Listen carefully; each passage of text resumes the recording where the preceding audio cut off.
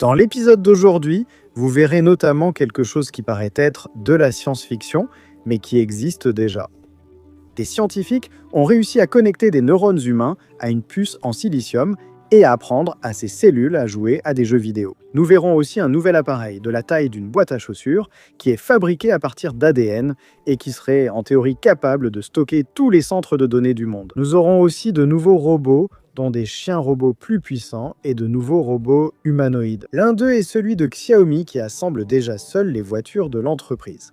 Allons comprendre tout cela.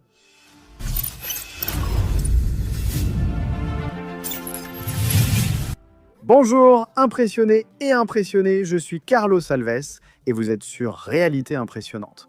Une start-up australienne, appelée Cortical Labs, a annoncé qu'elle avait réussi à entraîner environ 200 000 cellules cérébrales humaines cultivées en laboratoire. Pour interagir avec un jeu classique, Doom, qui a été lancé à l'origine en 1993, ces neurones ont été cultivés sur une matrice de microélectrodes, formant ainsi un système hybride entre la biologie et l'électronique. Le cœur de l'expérience est une puce appelée CERN-CL1, capable de convertir des données numériques en signaux électriques que les neurones peuvent interpréter. En pratique, le système traduit l'environnement du jeu en stimuli électriques. Les cellules reçoivent ces signaux, répondent par une activité neuronale, et le système convertit à nouveau cette activité en commande numérique qui contrôle le personnage dans le jeu. Le résultat est un tout nouveau type d'informatique où les circuits biologiques font désormais partie du traitement. Si vous suivez Réalité Impressionnante, vous savez que ce n'est pas une première expérience. En 2021, par exemple, la même entreprise avait déjà réussi à entraîner des neurones cultivés en laboratoire à jouer à Pong, le célèbre jeu d'arcade. À l'époque, plus de 800 000 neurones avaient été utilisés et l'entraînement avait duré plus d'1 an.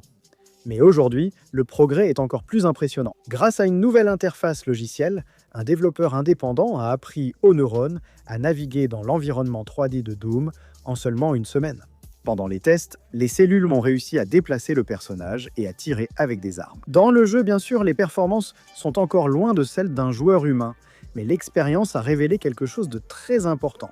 Ces systèmes biologiques ont démontré un apprentissage adaptatif en temps réel, réagissant à l'environnement et ajustant leurs réponses à mesure que le jeu évoluait. Cela peut avoir des implications bien au-delà du jeu vidéo. Les chercheurs pensent que les ordinateurs biologiques hybrides pourraient, à l'avenir, aider à contrôler les prothèses robotiques, à interpréter des signaux complexes du corps humain ou à résoudre des problèmes nécessitant une grande capacité d'adaptation. Des expériences comme celle-ci montrent que la frontière entre la biologie et la technologie devient de plus en plus floue. Mais pendant que certains scientifiques essaient de transformer les neurones en ordinateurs, d'autres font déjà le chemin inverse. Ils cherchent à rendre les machines toujours plus semblables à nous, les travailleurs humains. Xiaomi a révélé qu'elle teste déjà des robots humanoïdes travaillant directement là, sur la chaîne de montage de son usine de véhicules électriques. Lors d'un test publié par l'entreprise, le robot devait installer des écrous auto-taraudeurs sur le plancher structurel des véhicules, une tâche très complexe dans l'industrie automobile. Le résultat a suscité l'attention. L'humanoïde a réussi à terminer le processus en seulement 76 secondes, dans le temps exigé par la chaîne de production. Et il a maintenu un taux de réussite d'environ 90% pendant les 3 heures consécutives de travail. Ce type d'opération exige une précision extrême. Le robot doit saisir les écrous dans un système d'alimentation automatique, des points de fixation et coordonner ses mouvements avec des tapis roulants et des systèmes automatiques de positionnement. Le défi n'est pas seulement de serrer le composant. Les écrous possèdent des structures internes striées, les positions varient légèrement à chaque pièce et la force magnétique peut interférer avec l'ajustement. Ce sont des facteurs qui augmentent considérablement la complexité des tâches. Et pour résoudre cela, Xiaomi a développé un système basé sur un modèle d'intelligence artificielle de type vision-langage-action.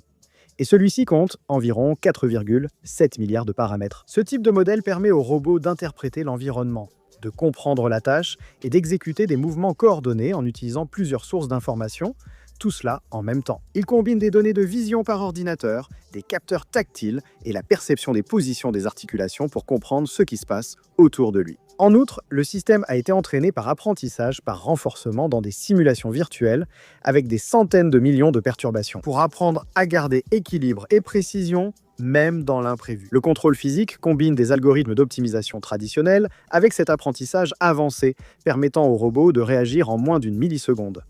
Selon Xiaomi, ceci n'est que le début. L'entreprise teste déjà ses robots humanoïdes à d'autres étapes de la production afin d'appliquer cette technologie à grande échelle, notamment dans la fabrication automobile. Et lorsque des robots mobiles commencent à travailler à l'intérieur des usines, certains se demandent quels autres types de machines vont occuper d'autres environnements dans notre monde réel. L'une de ces machines, c'est celle-ci. Regardez. L'entreprise chinoise Unitree Robotics a annoncé le lancement d'un nouveau type de quadrupède appelé AS2, un robot conçu non seulement pour des démonstrations technologiques, mais aussi pour des tâches industrielles réelles. Et les spécifications montrent exactement cette intention. Le robot a été conçu pour transporter jusqu'à 15 kg de charge, fonctionner pendant plus de 4 heures en continu et parcourir plus de 13 km lors d'une seule mission. De plus, il possède la certification IP54, ce qui signifie qu'il peut travailler en extérieur, même en présence de poussière, d'humidité et de pluie légère. Il n'a donc pas été conçu seulement pour un laboratoire, mais pour le monde réel. Il offre aussi un couple maximal de 90 Nm aux articulations, assurant la stabilité même lors du transport d'outils, équipements ou capteurs sur terrain irrégulier. Le détail le plus intéressant semble être la stratégie de Unitree. L'entreprise a annoncé que son robot aura une plateforme ouverte au développement, permettant ainsi aux entreprises et aux développeurs d'adapter le système à différents types de travaux. Cela signifie que l'AS2 peut être utilisé pour l'inspection industrielle, la surveillance des infrastructures, le transport d'outils sur les chantiers, la patrouille de sécurité ou même les opérations de sauvetage. Et bien sûr, dans le domaine militaire aussi. Là-dessus, je n'ai aucun doute. Un autre détail curieux apparaît dans cette compétition. Avec une capacité de charge de 15 kg, ce nouveau robot de Unitree dépasse légèrement la limite de 14 kg du célèbre Spot de Boston Dynamics, l'un des quadrupèdes les plus connus au monde. Ce type de comparaison montre que la course aux robots quadrupèdes industriels devient de plus en plus compétitive. Et la stratégie de Unitree semble assez claire, n'est-ce pas? Au lieu de vendre quelques robots extrêmement chers, l'entreprise essaie maintenant de rendre cette technologie plus accessible et évolutive pour le marché. Si cela se réalise, des machines aujourd'hui jugées trop avancées pourraient devenir courantes sur les chantiers, dans les usines et centres logistiques. Et tandis que les robots commencent à gagner du terrain dans notre monde physique, une autre course technologique se déroule à une échelle bien plus petite, presque invisible. Des scientifiques développent des capteurs capables de détecter des particules subatomiques avec une précision jamais vue auparavant. Voyons maintenant la technologie pouvant aider à résoudre certaines grandes questions de la physique moderne. Depuis longtemps, les plus grands accélérateurs de particules cherchent à répondre à l'une des questions fondamentales de la physique. De quoi l'univers est-il composé? Pour enquêter, les scientifiques doivent détecter des particules subatomiques très rares, souvent invisibles aux instruments classiques. Un nouveau capteur quantique pourrait transformer cette capacité d'observation.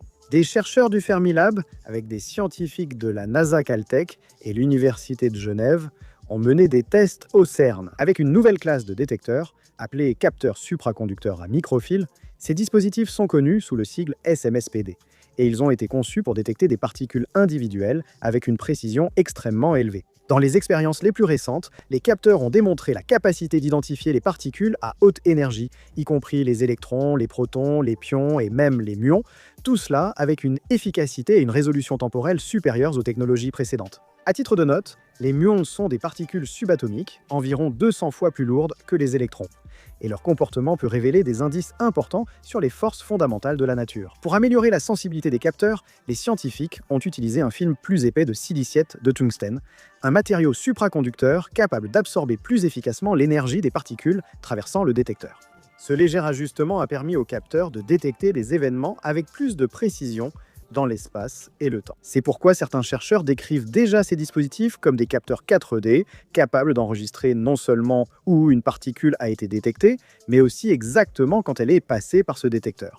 Les capteurs peuvent aussi jouer un rôle clé dans l'une des grandes quêtes de la science moderne, détecter la matière noire. Cette forme mystérieuse de matière représente environ 85% de toute la masse de l'univers, mais jusqu'à aujourd'hui, elle n'a jamais été observée directement. D'après les chercheurs du projet, ces capteurs sont encore en phase initiale de développement. Les résultats actuels montrent que cette technologie pourrait devenir un instrument majeur de la physique des particules dans les prochaines décennies. En explorant l'univers à l'échelle microscopique, nous avons fait une découverte très curieuse. La nature elle-même possède déjà des systèmes extrêmement efficaces pour stocker et traiter l'information, bien avant l'existence des ordinateurs. La vie le faisait déjà. Bien fait, n'est-ce pas? Et maintenant, les scientifiques essaient d'utiliser exactement ce mécanisme pour stocker des données numériques. L'évolution du stockage des données a toujours suivi le même chemin. Les disquettes sont devenues des CD, les CD sont devenus des disques durs, et aujourd'hui, presque tout est stocké dans d'immenses centres de données répartis à travers la planète. Certains scientifiques estiment que l'avenir de l'information pourrait être dans les molécules. Des chercheurs de l'Université du Missouri, aux États-Unis, ont annoncé la création du premier système de stockage de données sur ADN, qui peut être réenregistré, fonctionnant de manière similaire à un disque dur numérique. Oui, l'idée peut sembler sortie d'un film de science-fiction, mais sachez que le concept existe depuis 1959, lorsque le physicien Richter Feynman a suggéré que les informations pouvaient être stockées à l'échelle moléculaire. La raison est simple, l'ADN est l'un des systèmes de stockage les plus denses qui existent dans la nature. Alors que les ordinateurs traditionnels utilisent des séquences de 0 et de 1, l'ADN stocke les informations en utilisant 4 lettres chimiques, A, C, G et T. Ce sont les bases qui forment le code génétique, et avec cela en tête, on convertit les données numériques en ces séquences moléculaires. Les chercheurs parviennent à stocker des fichiers à l'intérieur de chaînes d'ADN synthétiques. Et sachez que la capacité est vraiment impressionnante. En théorie, toutes les données produites par l'humanité pourraient tenir dans une boîte à chaussures si elles étaient stockées dans de l'ADN. Le matériau peut aussi rester stable durant des milliers d'années en conditions adéquates, tout en consommant presque aucune énergie. C'est un contraste intéressant avec les centres de données actuels qui demandent énormément d'électricité pour faire fonctionner les serveurs. Le grand problème jusqu'à présent, c'était que ce type de stockage était permanent. Une fois les données enregistrées dans l'ADN, il était impossible de les modifier ou de réutiliser la molécule. En pratique, cela transformait le système en une archive définitive, utile uniquement pour l'archivage à long terme. La nouvelle recherche a précisément tenté de résoudre cette limitation et elle y est parvenue. L'équipe a développé une méthode qui permet d'effacer et de réécrire les informations stockées dans l'ADN, transformant ainsi ce support biologique en quelque chose de similaire à un disque dur réinscriptible. Pour récupérer les données, les chercheurs utilisent un capteur moléculaire appelé nanopore. Lorsque la chaîne d'ADN passe par ce détecteur microscopique, il génère de petites variations électriques qui sont interprétées par le logiciel. Et tout cela est à nouveau converti en séquences chimiques de 0 et de 1, et après ce processus, enfin, dans le fichier numérique original. Selon les scientifiques, l'objectif était maintenant de miniaturiser tout ce système à long terme. Ils imaginent un dispositif de stockage moléculaire de la taille d'une clé USB. Et si cela se produit, l'impact sera énorme. Parce qu'au lieu d'énormes centres de données consommant de l'énergie et occupant des bâtiments entiers, peut-être qu'à l'avenir, nos mémoires numériques pourront être stockées dans quelque chose de bien plus petit, une molécule. Ces recherches montrent que l'innovation ne provient pas seulement des grands laboratoires ou centres de recherche. Elle survient souvent quand quelqu'un doit résoudre un problème concret du quotidien. Et c'est exactement ce qui a conduit au développement d'une invention inattendue dans l'industrie du cinéma. Le cinéaste irlandais Christopher Link, il est né avec une ostéogenèse imparfaite, une maladie génétique connue sous le nom de maladie des os de verre, qui rend les os extrêmement fragiles et limite la capacité de supporter du poids. Il affirme avoir subi plus de 100 fractures dans sa vie. Même ainsi, il a toujours voulu travailler comme opérateur de caméra dans l'industrie cinématographique. Une profession connue pour exiger un grand effort physique, surtout lorsqu'il s'agit d'utiliser des équipements de tournage lourds. Mais au lieu d'abandonner son idée à cause de son problème, Link a décidé de créer une solution. Il a créé la Kairos Steadicam, considérée comme le premier système de stabilisation de caméra, monté directement sur un fauteuil roulant. Le système a été conçu pour fonctionner avec la Genie Zero, un fauteuil roulant auto-équilibré. Capable de tourner dans des espaces très restreints et d'atteindre des vitesses allant jusqu'à 20 km/h, cela permet aux opérateurs de réaliser des mouvements complexes, sans rails ni équipements supplémentaires. L'autonomie atteint environ 25 km, ce qui permet des tournages continus, aussi bien en intérieur qu'en extérieur. Un autre détail intéressant est que tout le poids de la caméra et de l'équipement est réparti sur la structure du fauteuil. Cela élimine la nécessité pour les opérateurs de porter des charges lourdes, et cela ne profite pas seulement aux personnes en situation de handicap. N'est-ce pas ? Les opérateurs sans contrainte physique peuvent utiliser le système pour limiter la fatigue lors de longues sessions d'enregistrement. L'équipement peut aussi être commandé à distance, ou par des assistants caméra, si l'utilisateur doit se concentrer sur le contrôle du fauteuil. Le résultat est un outil qui encourage l'inclusion dans l'industrie audiovisuelle tout en ouvrant de nouvelles possibilités créatives pour les mouvements de caméra. Certaines technologies facilitent le travail humain, tandis que d'autres cherchent à créer des machines capables d'interagir directement avec nous. Et c'est exactement ce qui s'est passé lors de l'un des plus grands événements technologiques du monde, le Mobile World Congress 2026 à Barcelone. Une entreprise a décidé d'attirer l'attention d'une manière, disons, différente. Le fabricant chinois Honor est monté sur scène et a présenté son premier robot humanoïde, et la démonstration était tout sauf discrète. Le robot est monté sur scène avec des danseurs humains et a réalisé une chorégraphie sur la musique d'Imagine Dragons. Pendant la présentation, la machine a réalisé des mouvements synchronisés avec les artistes, y compris un moonwalk parfait, le célèbre pas immortalisé par Michael Jackson. Mais un moment a vraiment impressionné le public à la fin. Le robot a donné un coup de poing arrière parfaitement contrôlé, suscitant les applaudissements, puis a serré la main du PDG de Honor, James Lee. Malgré l'impact de la présentation, l'entreprise n'a pas encore révélé les détails techniques, le prix ou la disponibilité du robot. Mais la démonstration faisait partie d'un plan bien plus vaste de la société. Honor a révélé qu'elle souhaite étendre ses activités au-delà des smartphones et construire un écosystème complet d'appareils intelligents intégrant l'intelligence artificielle. Ce projet fait partie du soi-disant Plan Alpha, une stratégie qui combine 3 piliers. Le premier, l'AlphaPhone, est un nouveau smartphone doté d'une IA, pouvant interagir physiquement avec l'environnement grâce à un bras robotique intégré. Ça va être intéressant à voir. Le deuxième, c'est l'AlphaStory, une plateforme où différents appareils intelligents pourront se connecter et partager des informations. Le troisième pilier porte sur la recherche de nouvelles technologies matérielles, comme les batteries avancées, nouveaux matériaux et la robotique. Selon l'entreprise, l'idée est de créer ce qu'ils appellent une civilisation du silicium et du carbone. Un avenir où les machines, les dispositifs et l'intelligence artificielle travailleront ensemble comme un seul système. En d'autres termes, Honor veut emmener l'intelligence artificielle au-delà des écrans. L'idée est de transformer le logiciel en machines physiques qui interagissent avec le monde réel. Si cette vision se concrétise réellement, les présentations, comme celle du Mobile World Congress, pourraient n'être que le début de tout. Parce que les robots qui aujourd'hui apparaissent sur scène pour impressionner pourraient demain marcher, travailler et vivre dans notre quotidien. Si vous avez aimé cet épisode, vous savez déjà quoi faire, n'est-ce pas? Laissez votre like et vérifiez votre abonnement.